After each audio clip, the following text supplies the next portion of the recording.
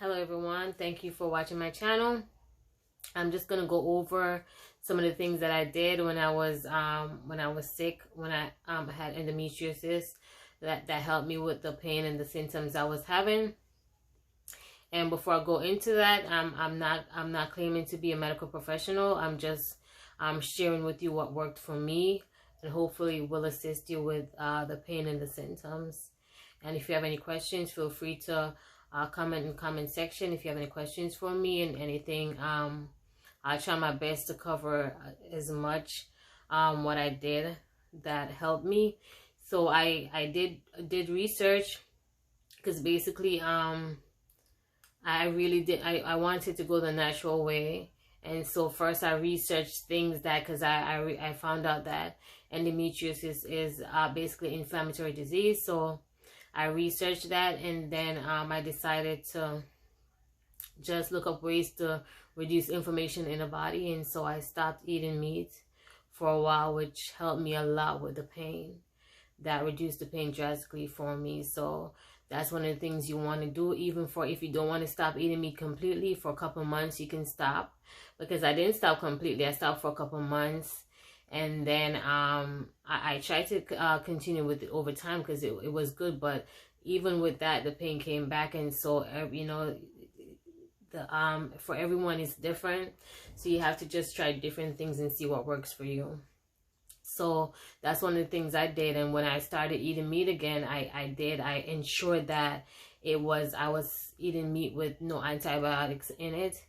And then another thing that I also did was I started eating more green vegetables. One of my main dishes was kale along with collard greens and stuff like that. So I try not to eat raw vegetables. That's just my thing. So I stir fry, I fry it, like I steam it. I'm sorry. So I add like tomatoes, onions, seasoning, and I just lightly steam it. And then you can add whatever you want to add after that. Sometimes I do like cucumbers.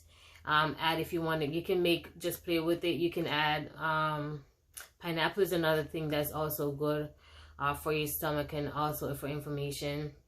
And you can add cucumbers and stuff like that. So I did that, and I have my notes here, so I'm just gonna go back and forth. I also, one of the things that I started eating a lot of was salmon. I did a lot of salmon. That's good for inflammation as well, and it's seafood, so it's really good. Another thing that I did Google fruits and vegetables that's good for inflammation, and I wrote down a few that I used to consume a lot. Avocados was one, but for some reason when it comes to avocado, it makes me nauseous. So it was hard for me to eat avocado outside of it being in a shake. So I used to do like green juices. It's really good for you. It cleanses the body, as well as, you know, it helps with the inflammation. So one of the main things that I used to do was celery. That would be the base for my green juice. And during that time, I drank a lot of celery. It's also good for your stomach. So I did celery as the base, and then I added my kale, my cucumber, the avocado, lemon, and ginger. And ginger is a very good food for inflammation. So sometimes when the pain was so much, and I was taking the strongest pain medication I could take, which was naproxen. After a while, wasn't working for me, so I had to change from naproxen to ibuprofen 500. And even then the pain was so much, and so I used to just take the ginger, chew it, and swallow it, and it helped a lot. So you may want to try that too if you're having a lot of pain. If you have any form of inflammatory disease, you may want to try the ginger. And I had a concoction that I would make every month, and especially like 2 weeks or so less close to my period, I had to take that concoction because the pain was so much. So what I would do is I get the turmeric. You can either get the one that you have to grater, or I used to get that one because for some reason powder for me was too much, so I didn't use the powder. I would go to the store close to me that has like natural stuff, and I would get the turmeric. It looks like ginger, and I would just blend it. And when I blend it, I strain it. Then I add the ginger. Sometimes I add the molasses, but I've heard that most of the times I take that is when I'm home, so I'm not sure, but I've heard that it makes you sleepy. But that's optional. You don't have to add the molasses, but the ginger and the turmeric, and make sure it's warm, like you drink it like a tea, but you may want to use a straw because the turmeric does stain your teeth. So you want to use a straw with that. And then what I used to do is just add a tip of black pepper, because they it helps with the absorption of the turmeric. So that's something you want to think about. And let me see if I'm missing anything else on my list, because I want to make sure that I cover everything. So avocado was one of my main things that I used to eat a lot. Papaya, that's very good. I remember one time I had to leave work because I was in so much pain, and I stopped by the store and I got me avocado and a papaya, and I ate that, and it gave me relief for the rest of the evening. So you want to try that. And blueberries are another fruit that's also good for inflammation. All the berries I think should be good, but I mainly use blueberry and strawberry. Those are my, sometimes I did the raspberry and stuff like that, because I used to do a lot of juices. I would just Google to find any juice that's, whether it's tasty or not, because I can deal with, as long as it's helping me, I deal with the taste. And so I used to do my green juices and stuff like that. And then some of the pills that I used to take, just to, whether it's to help with pain or just to balance stuff in my body and stuff like that, I used to take the evening primrose. That's one of the pills I used to take. And I used to take the omega-3. Coconut oil, I used to consume that as well. And I used to take turmeric pills as well. So those were what I was taking along with just trying to change my diet drastically as far as what I ate.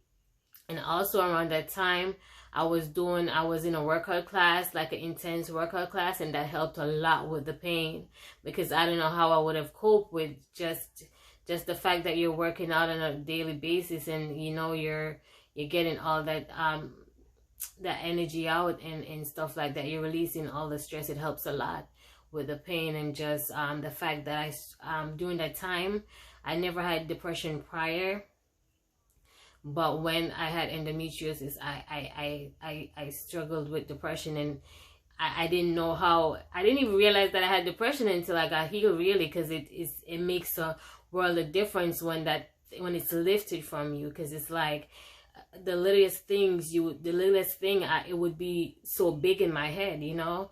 And so that was one of the things. The evening primrose mainly is very good if you're someone that struggles with painful period. Even it doesn't have to be endometriosis. It helps if you take it. If you don't want to take it right through the month, you could take it like just 2 weeks or so before your period. It helps balances your hormones and stuff like that, and with the symptoms that comes with your period. Because I remember before I even was diagnosed with endometriosis, I used to be like close to my period, I would just be so emotional, and I wasn't linking it to like something is going on with my body, something is changing. I would just like, and then I realized that it became a pattern over time. Like close to me getting my period, I would just like be so emotional. I remember one incident. I was taking my friend to the airport, and I was driving back home, and I was just crying. I was crying so hysterically, and I had to pull over, and I'm like, why am I crying like this? It's like, I'm not going to miss her that much, you know? But then I realized I got my period the next day. I'm like, oh, that's why I was crying. And it didn't even, you know, I wasn't even looking into that. So it's good to take notes of what's going on in your body. If you're young and you're having real painful period, that's not normal. That's not normal. And I had that problem, and I never took notes until it got to that stage. But it's not normal. You have to speak to your doctor about that to see what's going on and stuff like that. So I do hope what I shared with you helps a lot. If you have any questions, feel free to ask me any questions. If you have any suggestion as to what you'd like for me to talk about in my next video, feel free to drop that in the comment section below. I will be doing more videos as far as just encouragements and stuff like that. So feel free to leave your suggestions. And I also wanted to leave this scripture with you as well, because all the things that I gave you is like temporary things to assist you with what you're going through, whether it be endometriosis or any other disease that's plaguing you or bothering you, or any other issues you're having, whether it be emotional and stuff like that. That's just temporary fix. And I've learned from my experience that God meets us where we are, because until I was in that place where I was desperate for, and I desperate for my healing, and I started to press into God and just seek after Him, the Spirit of God would just give me, you know, ideas. There's healing in certain foods. Eat this, eat that, because I wasn't in that place where I was, you know, even believing for God to heal me. And I remember I was listening to the great Miles Monroe that passed away, and he made a statement. He said, God doesn't offer information, He responds to hunger. And that hit me like a ton of bricks. It's so true. If you're not in a place where you feel like God can heal you, then He's going to meet you where you are. And so you have to get to the point where if the doctors tell you no, it's not a final no. God has the final say. So it's not the end all be all. Seek after God for your healing, and He will heal you. You know, to just start reading the Word, start getting a relationship with God, pull closer to God, draw closer to God, and He'll draw closer to you. And I just want to leave you with this scripture before I go. It's Jeremiah 32:26. Then the word of the Lord came to Jeremiah. I am the Lord, the God of all mankind. Is anything too hard for me? There's nothing that's too hard for God. There's nothing that's too hard for God. So anything that the enemy is telling you in your head, there's nothing that's too hard for God. There's no sickness that God can heal. There's no situation that God can't change.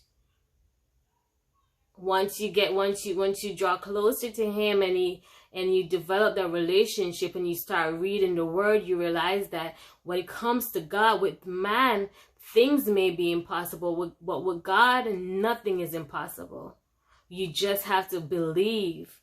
And once you believe that God can do it, there's nothing impossible with God. So I hope what I've shared with you bless you. And if you have any questions for me, feel free to drop it in the comment section below. Thank you so much for watching, and have a wonderful, wonderful day.